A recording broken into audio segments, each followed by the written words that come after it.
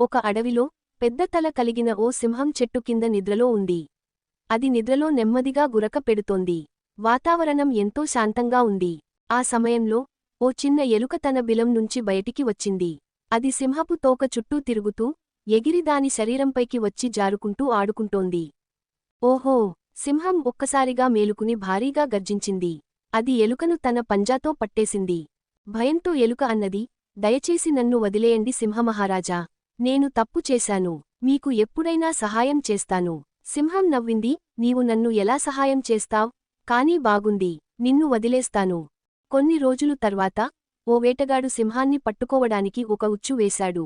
అతను భూమిలో గొయ్యి తవ్వి నెట్వేసి ఆకులతో దాచి ఉంచాడు. సింహం ఆ దారిలో నడుస్తూ వచ్చింది. అది నెట్టులో పడిపోయింది. దానిని చూసి అది చాలా ప్రయత్నించింది బయట పడేందుకు.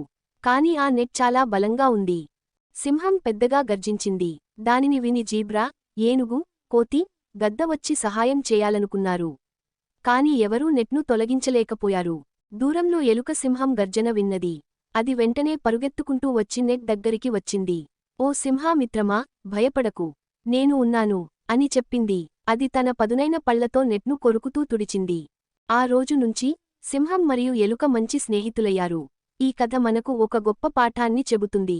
ఎవరూ చిన్నవాళ్లు కాదు. మంచి మనసు ఉన్నవాడు ఎప్పుడూ గొప్పవాడు.